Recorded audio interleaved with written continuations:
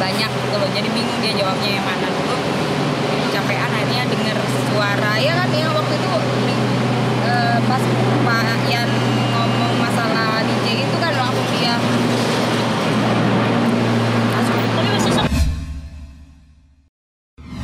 kapan itu kita persepsi mereka dianggap lain gitu loh, seakan-akan kita ada indikasi melakukan pemerasan. Salah, kalian salah kalau kita kalau kalian beranggapan kita itu melakukan pemerasan.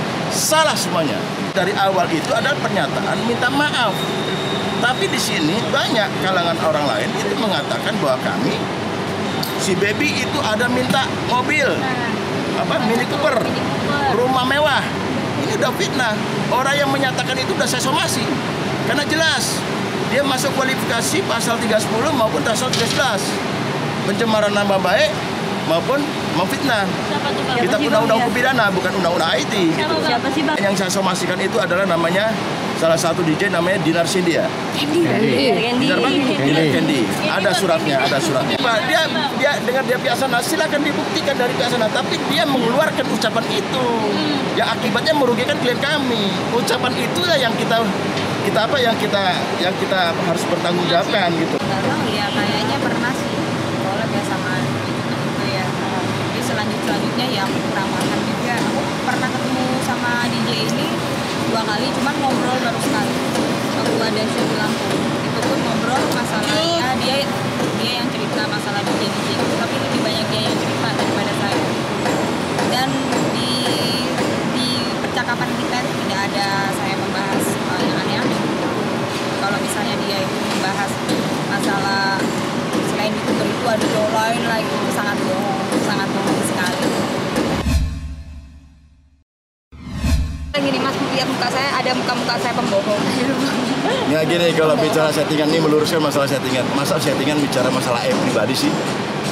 Ada nggak di dunia ini settingan tapi membicarakan masalah pribadi? Ada nggak? Kalau ada mungkin saya kurang nonton TV mungkin, atau mungkin program televisi saya mungkin masih kurang gitu. Ada nggak? Dia ini menceritakan apa adanya yang sebenarnya gitu. Jadi nggak ada namanya settingan. Ini real fakta yang sebenarnya gitu loh. Sekali lagi ini real fakta yang sebenarnya. Kalau klien saya bohong, SK saya sobek di hadapan semua media. SK saya SK Menteri gitu loh. Kalau klien saya bohong. Tapi selama ini bukti yang saya ajukan dari pertama tanggal 29 sampai tanggal sekarang itu bisa dipertanggungjawabkan. Selama kalian bisa mematahkan bukti kami, boleh kalian mengatakan kami fitnah. Tapi selama kalian tidak bisa mematahkan bukti kami, tahu akibatnya. Itu aja. Dan Sunan mengatakan kepada saya, kalau bisa somasi dulu untuk menyangkut masalah itu. Dia ngomong, kalau bisa somasi dulu gitu. Nggak perlu. Kita punya cara, kita pendekatan awal ini adalah pendekatan persuasif gitu loh. Pendekatan persuasif awalnya gitu loh. Nggak usah ngajarin somasi sama saya gitu loh. Duluan siapa pengacara sih yang jadi advokat? Saya SK Menteri loh, bukan masalah apa-apa loh. Duluan siapa, Bang? Duluan saya lah. Terus apa gitu. Kalau si Atta itu melaporkan, itu haknya dia ya. Untuk melakukan laporan tersebut sebagai warga negara, dia punya hak untuk melapor. Tapi kan di sini kan kita lihat menyangkut masalah kualifikasi pasalnya kan begitu. Apa yang dilaporkan? Kalau berkaitan menyangkut masalah pencemaran nama baik, ya dia harus mematahkan bukti yang kita miliki dulu gitu. Termasuk kualifikasi pasal 27 nya. Tapi kalau selama itu nggak bisa dibuktikan, ya nanti akan tahu akibatnya. Ya, itu yang pertama. Yang kedua, kenapa kita nggak melaporkan? Karena kami sudah, saya terutama, memberikan advis kepada klien kami untuk menyangkut masalah legal standing apa yang kita lakukan sebagai advokasi kepada mamanya. Mamanya langsung meng-cut, enggak usah. Biar saja mereka yang laporin. Kamu nggak usah, begitu yang bisa kita gitu. Jadi itu yang penyampaiannya. Jadi selama ini kita ya sebagai pasti. Tapi laporan dia, kita akan buktikan nanti. Masyarakat Indonesia akan tahu semuanya. mana yang benar, mana yang tidak benar. Yang jelas, selama bukti yang kami ajukan dalam mulai dari tanggal 29 sampai sekarang ini bisa dipertanggungjawabkan pada saat nanti dalam proses penyidikan.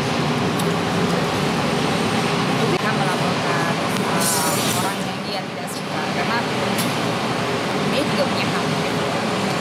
Kalau saya santai karena apa? Karena saya berbicara padanya.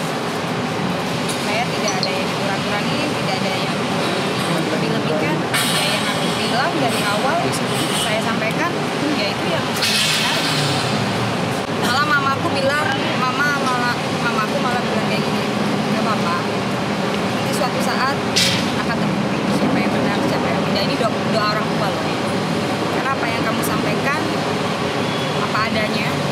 Kalau kamu tidak berbohong, kamu ini orang yang dizolimin. Loh. Kamu nggak usah khawatir. Biar orang menghina kamu, biar orang membenci kamu, tapi nanti suatu saat Tuhan pasti akan tunjukkan siapa yang benar, siapa yang mama saya belum mengizinkan, saya nggak bakal melapor.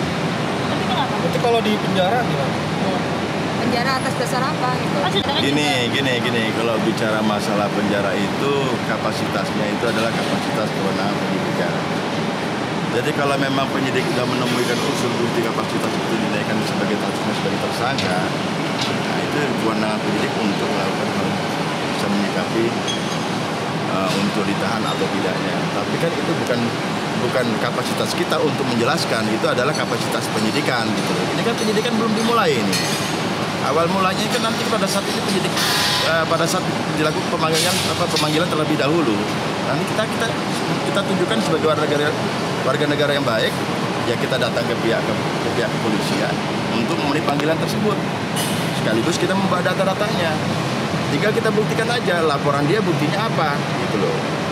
Di samping itu datanya juga apa gitu loh. Dan siapa saksinya gitu. Dan mereka kan mengatakan bahwa itu di sana itu kan bersama tim dia dan tim kita kan begitu kan. Faktanya tidak seperti itu gitu loh. Karena dari tanggal 14 sampai tanggal 15 itu udah jelas mereka berdua. Intinya seperti itu.